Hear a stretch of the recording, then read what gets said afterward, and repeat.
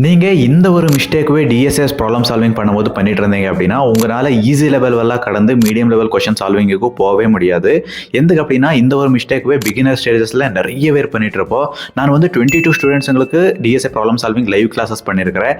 அதில் வந்து லாஸ்ட்டாக 7 டேஸ்க்கு வந்து 6 பீப்பிள் நான் எடுத்து அவங்களுக்கு ட்ரைனிங் கொடுத்துருக்கேன். அதுக்கப்புறம் இப்போ வந்து 16 பீப்புளுக்கு நான் லைவ் கிளாஸஸ் பண்ணிட்டு இருக்கிறேன். அப்படிங்கும்போது அவங்க எல்லாருமே காமன் மிஸ்டேக்ஸுங்க என்ன பண்ணிட்டு இருக்கிறாங்க, அந்த ஒரு மிஸ்டேக்ஸுங்களும் எப்படி அவாய்ட் பண்ணணும் அப்படிங்கிறத இந்த வீடியோவில் கிளியராக சொல்லிட்டு போகிறேன். அப்போ மட்டும்தான் நீங்கள் டிஎஸ்ஏ ப்ராப்ளம் சால்விங்கில் உங்களால் ஒரு நெக்ஸ்ட் லெவலுக்கு வர முடியும். இந்த ஒரு பிரச்சனைகளெல்லாம் நீங்கள் கடந்து வர முடியும். ஓகேவா? இப்போ நான் ஒவ்வொன்றா சொல்லிட்டு போகிறேன். Let's go to the video. First mistake என்ன அப்படின்னு பார்த்தீங்க அப்படின்னா, நிறைய பேர் நிறைய ப்ராப்ளம்ஸுங்களையும் சால்வ் பண்ணணும் அப்படின்னு நினைப்பீங்க. 500 ப்ராப்ளம் 600 ப்ராப்ளம்ஸுங்களை நீங்கள் சால்வ் பண்ணணும் அப்படின்னு நினைப்பீங்க. ஆனால் உங்களால் எவ்ரிடே எஃபர்ட் போடுறதுக்கே நீங்கள் ரெடியாக இருக்க மாட்டீங்க. நிறைய பேர்த்தையும் நான் பார்த்துட்டு இருக்கிறேன். அவங்க வந்து ஒரு நாளைக்கு 1 ப்ராப்ளம் 2 ப்ராப்ளம் 3 ப்ராப்ளம் சால்வ் பண்ணீங்க அப்படின்னா உங்களால் சீக்கிரமாக ப்ரோக்ரஸே பண்ண முடியாது. இந்த டிஎஸ்ஏ ப்ராப்ளம் சால்விங்கே எப்படி ஒர்க் ஆகும் அப்படின்னா, நிறைய நீங்கள் எஃபர்ட் போட்டளவோ நிறைய கொஷின்ஸுங்க சால்வ் பண்ணதான் உங்களோட மைண்ட் வந்து ட்ரெயின் ஆகிறதுக்கு ஸ்டார்ட் ஆகும். பர்டிகுலர் ப்ராப்ளம் பார்க்கும்போது எப்படி திங்க் பண்ணணும், எப்படி அனலைஸ் பண்ணணும், எப்படி லாஜிக் பில்ட் பண்ணணும் அப்படிங்கிறது உங்களுக்கு தெரிய ஸ்டார்ட் ஆகும். அதனால எவ்ரிடே நீங்கள் ஈஸி லெவல் ப்ராப்ளம்களையும் சால்வ் பண்ணுறீங்க, இல்லை பேசிக் லெவல் ப்ராப்ளம் சால்வ் பண்ணுறீங்க அப்படிங்கும்போது நீங்கள் அட்லீஸ்ட் 8 to 10 ப்ராப்ளம்ஸ் ஆகுது நீங்கள் சால்வ் பண்ணணும். அப்போ தான் நீங்கள் ஒரு 20 டேஸில் 1 மந்த்துக்குள்ளே ஒரு லெவலுக்கு நீங்கள் ரீச் ஆவீங்க. ஈஸி லெவலெல்லாம் பார்த்த உடனே சால்வ் பண்ணுற லெவலுக்கு வருவீங்க. அதுக்கப்புறம் நீங்கள் மீடியம் லெவல் கொஷனுக்கு சால்வ் பண்ணுற ஜர்னியில் நீங்கள் ஸ்டார்ட் ஆகிட்டு போயிடலாம். ஆனால் நீங்கள் இனிஷியல் ஸ்டேஜஸ்லேயே வந்து ஒரு நாளைக்கு 1 ப்ராப்ளம் 2 ப்ராப்ளம் மட்டும்தான் சால்வ் பண்ணுறீங்க, அப்புறம் எக்ஸ்கியூஸ் கொடுக்குறீங்க அப்படிங்கும்போது உங்களால் வந்து ப்ரோக்ரெஸே பண்ண முடியாது. உங்களோட மைண்ட் வந்து ட்ரெயினே ஆகாது. அந்த ஒரு டைமில் நீங்கள் ஸ்டக் ஆகி தான் நிற்க போகிறீங்க. அதனால மேக்ஸிமம் எஃபர்ட் போடுங்க. ஒரு நாளைக்கு 4 to 5 hours ஆகுது நீங்கள் எஃபர்ட் போடுறதுக்கு ரெடியாக இருங்க. எப்படியாவது பண்ணி டைம் பண்ணிக்கிங்க. இன்கேஸ் நீங்கள் லேப்டாப் முன்னாடி எவ்ரிடே உட்கார முடியாது அப்படிங்கும்போது அட்லீஸ்ட் ஜிஎஃப்ஜிலையோ இல்லை லீட் கோட்லேயோ போய் ப்ராப்ளம்ஸுங்களெல்லாம் பார்த்து அதை அண்டர்ஸ்டாண்டிங் பண்ணிவிட்டு எப்படி லாஜிக் எழுதா அப்படிங்கிறதெல்லாம் ஒரு பக்கம் நோட் டவுன் பண்ணி வச்சுக்கோங்க. எப்போ உங்களுக்கு டைம் கிடைக்குதோ வீட்டுக்கு வந்தப்போ அப்போ நீங்கள் உட்காந்துட்டு என்ன பண்ணுங்க அப்படின்னா அதுவே கோடாக கன்வெர்ட் பண்ணுறதுக்கு நீங்கள் ட்ரை பண்ணிட்டு போகலாம். ஸோ லாஜிக்கு ஒரு பக்கம் நீங்கள் பில்ட் பண்ணுறீங்க, கோடாக கன்வெர்ட் பண்ணுறது எப்போ லேப்டாப் கிடைக்குதோ அப்போ பண்ணுறீங்க. இந்த மாதிரி நீங்கள் பண்ணிட்டு போகலாம். ஸோ நம்பர் ஆஃப் ப்ராப்ளம்ஸுங்களை நீங்கள் நிறைய சால்வ் பண்ணும்போது மட்டும்தான் உங்களோட பிரெயின் வந்து ட்ரெயின் ஆக ஸ்டார்ட் ஆகும் அப்படிங்கிறது ஞாபகம் வச்சுக்கோங்க. நிறைய ப்ராப்ளம் சால்வ் பண்ணால் மட்டும்தான் ஈஸி லெவல் கம்ப்ளீட் பண்ணிங்கன்னா ஒரு மீடியம் லெவலுக்குள்ளே போக முடியும். இப்போ ஈஸி லெவல் ப்ராப்ளம்ங்கவே நீங்கள் பார்த்த உடனே சால்வ் பண்ணுற நிலைமைக்கு வந்துட்டீங்க அப்படின்னா நீங்கள் மீடியம் லெவலுக்குள்ளே என்ட்ரி ஆக ஸ்டார்ட் பண்ணிடலாம். ஓகேவா? So solve n number of problems அப்படிங்கிறது நான் சொல்லிட்டு போகிறேன். This is first mistake. They are not putting so much effort அப்படிங்கிறது தான். செகண்ட் மிஸ்டேக் என்ன அப்படின்னு நீங்கள் பார்த்தீங்க அப்படின்னா, ஒரு ப்ராப்ளமே ஈஸி லெவல் ப்ராப்ளமாக இருக்கட்டும், பேசிக் லெவல் ப்ராப்ளமாக இருக்கட்டும், எடுத்த உடனே வந்து டைரெக்டாக நைவ் அப்ரோச்சில் நீங்கள் சால்வ் பண்ணிடுறீங்க. சால்வ் பண்ண பின்னாடி அதை அப்படியே விட்டுட்டு போயிடுறது. அப்படியே விட்டுட்டு போனீங்க அப்படின்னா உங்களுக்கு என்ன மைண்ட் ஒர்க் ஆச்சோ அது மட்டும்தான் நீங்கள் சால்வ் பண்ணிட்டு போயிருப்பீங்க.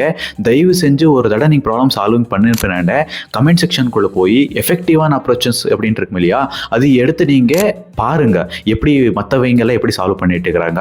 நம்ம ஒரு 100 லைன் ஆஃப் கோட் எழுதி சால்வ் பண்ணுறதுவே அவங்க 10 லைன் ஆஃப் கோடில் எப்படி சால்வ் பண்ணிட்டு இருக்கிறாங்க, எது வந்து எஃபெக்டிவான அப்ரோச், இது எல்லாமே திங்க் பண்ணுற ஸ்டார்ட் பண்ண பின்னாடி தான் மற்றவங்க எப்படி திங்க் பண்ணுறாங்க, இது எஃபெக்டிவான அப்ரோச், நம்ம நெக்ஸ்ட் ப்ராப்ளமுக்கு அந்த ஒரு எஃபெக்டிவான அப்ரோச்சுவை எப்படி யூஸ் பண்ணுறது, இது எல்லாமே உங்களுக்கு தெரிய ஸ்டார்ட் ஆகும். ஸோ கமெண்ட் செக்ஷனுக்குள்ளே இருக்கிற எஃபெக்டிவான அப்ரோச்சுவை அனலைஸ் பண்ணுற ஸ்டார்ட் பண்ணுங்க. அப்போ மட்டும்தான் உங்களோட திங்கிங் வந்து மற்றவங்க மாதிரி அந்த லெவலுக்கு ரீச் ஆக ஸ்டார்ட் ஆகும். This is second mistake. Please understand effective approaches அப்படிங்கிறது நான் சொல்கிறேன். தேர்ட் மிஸ்டேக் என்ன அப்படின்னு நீங்கள் பார்த்தீங்க அப்படின்னா, இப்போ உங்களால் ஒரு ப்ராப்ளமே சால்வ் பண்ண முடியல அப்படின்னா 60 minutes 70 minutes உங்களால் சால்வே பண்ண முடியல அப்படிங்கும்போது அதுலேயே உட்காந்துட்டு மறுபடியும் 2 hour 3 hour ஒரே ப்ராப்ளமுக்கு ஸ்பெண்ட் பண்ணுறது, அப்போ உங்களோட டைம் தான் வேஸ்ட் ஆகுமே தவிர உங்களால் அந்த ஒரு ப்ராப்ளமுக்கு சொல்யூஷனே ஃபிகர் அவுட் பண்ண முடியாது. அதனால நீங்கள் என்ன பண்ணணும் அப்படின்னா, உங்களால் ஒரு 60 minutes டைம் கொடுக்கணும், இல்லை 45 minutes டைம் கொடுக்கணும். எதுக்கு அப்படின்னா, ஒரு இன்டர்வியூலையாக இருக்கட்டும், ஒரு ஆன்லைன் டெஸ்ட்லையாக இருக்கட்டும், உங்களுக்கு டைம் வந்து 45 minutes தான் இருக்க போகுது, இல்லை 1 hour தான் இருக்க போகுது. அதுக்குள்ளே உங்களால் அந்த ஒரு சொல்யூஷன் எட்டு வர முடியல அப்படிங்கும்போது உங்களால் எடுத்துகிட்டு வர முடியாது அப்படிங்கிறது தான் மீனிங் இல்லையா. அதனால ஒரு 30 minutes நீங்கள் டைம் ஸ்பெண்ட் பண்ணுங்க.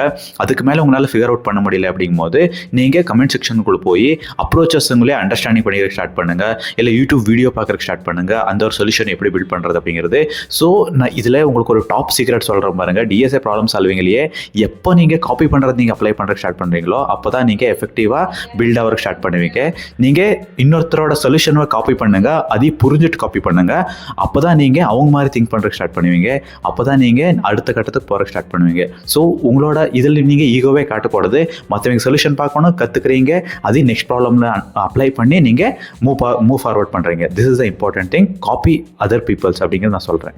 This is third mistake. Fourth mistake என்ன அப்படின்னு நீங்கள் பார்த்தீங்க அப்படின்னா, நிறைய பேர் சொல்கிற மிஸ்டேக்கே இதுதான், நிறைய பேருக்கு இருக்கிற ப்ராப்ளமும் இதுதான். என்ன பண்ணுறாங்க அப்படின்னா, ஒரு ப்ராப்ளமை சால்வ் பண்ண பின்னாடி இன்னைக்கு அந்த ப்ராப்ளம் சால்வ் சால்வ் பண்ணியிருக்காங்க. 1 வீக் அப்புறம் அவங்ககிட்ட அதே ப்ராப்ளம் கொடுத்தா கூட அவங்களால சால்வ் பண்ண முடிய மாட்டேங்குது. இது எந்த நாள் நடக்குது அப்படின்னா அவங்களுக்கு எனாஃப் ரிவிஷன் இல்லாதனால தான். ரிவிஷன் பண்ணணும், அப்போ மட்டும்தான் அவங்களுக்கு லாங் டர்மில் அந்த ஒரு சொல்யூஷனும் ஞாபகம் வச்சுக்கிறதா இருக்கட்டு, இல்லை அந்த ஒரு பேட்டர்னும் ஞாபகம் வச்சுக்கிறதா இருக்கட்டு, இல்லை அந்த ஒரு ஆல்கோரிதமும் ஞாபகம் வச்சுக்கிறதா இருக்கட்டு, அது உங்களோட மைண்டில் ஸ்டே ஆகிட்டு போகும். அதனால நீங்கள் ஒரு ப்ராப்ளம் சால்வ் பண்ணீங்க அப்படிங்கும்போது அந்த ப்ராப்ளம் ஸ்டேட்மெண்ட்டாக இருக்கட்டும், இன்புட் அவுட்புட்டாக இருக்கட்டும், என்ன லாஜிக் நீங்கள் யூஸ் பண்ணுனீங்க, இல்லை நீங்கள் எஃபெக்டிவான அப்ரோச் எது அந்த ஒரு ப்ராப்ளம்க்கு அப்படிங்கிறத நீங்கள் எழுதி வச்சுட்டு எவ்ரிடே மார்னிங் எழுந்திரிச்சு அது ரிவிஷன் பண்ணும்போது மட்டும்தான் உங்களுக்கு அது லாங் டர்மில் ஞாபகம் இருக்கிற ஸ்டார்ட் ஆகும். நான் இதுதான் பண்ணிட்டு இருந்தேன். நான் வந்து லீட் கோடில் 540+ ப்ராப்ளம் சால்வ் பண்ணியிருக்கிறேன். ஆல்மோஸ்ட் 600 நியர் ப்ராப்ளம் சால்வ் பண்ணியிருக்கிறேன். அதில் வந்து நான் எவ்ரிடே பண்ணிட்டு இருந்தது அதுதான். உங்களோட பிளேஸ்மெண்ட் வந்து அம்மம்மானா 6 months to 1 year நடக்க போகுது. அந்த ஒரு டைம் பீரியடில் நீங்கள் ரிவிஷன் பண்ணி தான் ஆகணும். அப்போ மட்டும்தான் நீங்கள் அதையே உங்களோட மைண்டில் அப்படியே ஞாபகம் வச்சுட்டு இருந்து அதையே மூவ் ஃபார்வர்ட் பண்ணுறது ஒரு ஹெல்ப்ஃபுல்லாக இருக்குது. இப்போ அந்த ஒரு பேட்டர்ன் உங்களோட மைண்டில் இருந்தால் மட்டும்தான் ஃபியூச்சரில் வர ப்ராப்ளம்ஸுங்களே அதே ஒரு பேட்டர்ன் யூஸ் பண்ணி நீங்கள் சால்வ் பண்ணலாம் இல்லையா? So revision is very very important thing. You should right every logic and revise every day அப்படிங்கிறது நான் சொல்லிட்டு போகிறேன். ஓகேவா? நெக்ஸ்ட் மிஸ்டேக் என்ன அப்படின்னு நீங்கள் பார்த்தீங்க அப்படின்னா, நீங்கள் ஒரு ப்ராப்ளம் சால்விங் பண்ணுறீங்க அப்படிங்கும்போது அது நைவ் அப்ரோச்சில் சால்வ் பண்ணிட்டு கம்மன் ஆகிறது. அது நீங்கள் எஃபெக்டிவான அப்ரோச் கற்றுக்கணும், தட் இஸ் ஒன் திங். ஆனால் நீங்கள் ஒரு டேட்டா ஸ்ட்ரக்சர்வை எந்த டேட்டா ஸ்ட்ரக்சர் யூஸ் பண்ணணும் பர்டிகுலர் ப்ராப்ளமுக்கு அப்படிங்கிறத நீங்கள் புரிஞ்சுக்க ஸ்டார்ட் பண்ணணும். அப்போ மட்டும்தான் உங்களோட சொல்யூஷன் பில்டிங் அப்ரோச் வந்து ரொம்பவே நல்லா பில்ட் ஆகிட்டு போகும். இப்போ நீங்கள் ஒரு ப்ராப்ளம் பார்த்த உடனே எந்த ஒரு டேட்டா ஸ்ட்ரக்சர் யூஸ் பண்ணி அந்த ஒரு ப்ராப்ளமும் சால்வ் பண்ணலாம் அப்படிங்கிறது உங்களுக்கு தெரிய ஸ்டார்ட் ஆகணும். அது ஒரு ப்ராப்ளமே நீங்கள் ஜஸ்ட் லூப்பிங்லேயே நீங்கள் சால்வ் பண்ணலாம், இல்லை ஜஸ்ட் ஒரு நைவ் அப்ரோச்சில் பார்த்த உடனே ஸ்டோர் பண்ணி ஆக்சஸ் பண்ணி இந்த மாதிரியாக கூட நீங்கள் சால்வ் பண்ணலாம். ஆனால் பர்டிகுலர் டேட்டா ஸ்ட்ரக்சர் யூஸ் பண்ணி சால்வ் பண்ணும்போது அந்த ஒரு சொல்யூஷன் வந்து எஃபெக்டிவாக கன்வெர்ட் ஆகிறதுக்கு ஸ்டார்ட் ஆகும். நீங்கள் அந்த மாதிரி ப்ராப்ளமே எந்த மாதிரி டேட்டா ஸ்ட்ரக்சர் யூஸ் பண்ணி சால்வ் பண்ணணும், ஒரு பேட்டர்ன் கிடைக்கிற ஸ்டார்ட் ஆகும், ஒரு அண்டர்ஸ்டாண்டிங் கிடைக்கிற ஸ்டார்ட் ஆகும். ஸோ ஓகே, இந்த ஒரு ப்ராப்ளம் வந்துச்சு அப்படின்னா இந்த ஒரு டேட்டா ஸ்ட்ரக்சர் யூஸ் பண்ணி சால்வ் பண்ணலாம். ஃபார் எக்ஸாம்பிள் பேலன்சிங் பேரந்தசிஸ் அப்படிங்கிறது எடுத்துக்கோங்க. அது ஒரு ப்ராப்ளம் இல்லையா? அந்த ஒரு ப்ராப்ளம் நீங்கள் ஸ்டாக் யூஸ் பண்ணி மட்டும்தான் சால்வ் பண்ண முடியும். அந்த மாதிரி டைமில் நீங்கள் என்ன பண்ணணும், எந்த டேட்டா ஸ்ட்ரக்சர் யூஸ் பண்ணி சால்வ் பண்ணணும் அப்படிங்கிறது உங்களோட மைண்டில் ஸ்ட்ரைக் ஆகிட்டு வரணும். ஸோ ஒரு ப்ராப்ளம் எடுத்தீங்க அப்படின்னா டேட்டா ஸ்ட்ரக்சர் அனலைஸ் பண்ணுற ஸ்டார்ட் பண்ணுங்கள். அப்போ உங்களோட சொல்யூஷன் பில்டிங் வந்து ரொம்பவே நல்லா பில்ட் ஆகிட்டு போகும். ஓகேவா?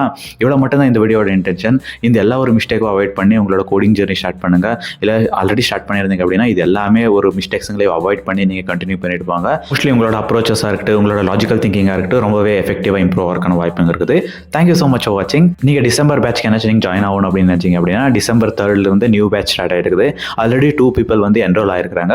உங்களுக்கு இன்ட்ரெஸ்ட் இருந்துச்சு அப்படின்னா ஃபஸ்ட் பின் கமெண்ட்லேயே இருக்கட்டு, இல்லை டிஸ்கிரிப்ஷன்லேயே இருக்கட்டு என்னோட இன்ஸ்டாகிராம் ப்ரொஃபைல் கிடச்சிட்டு போகும். அந்த ஒரு இன்ஸ்டாகிராம் ப்ரொஃபைல் வந்து எனக்கு DM பண்ணிங்க அப்படின்னா உங்களுக்கு டீட்டெயில்ஸ் சொல்லிட்டு போகிறேன். ஓகேவா? தேங்க்யூ ஸோ மச் ஃபார் வாட்சிங். See you next video. Karthik.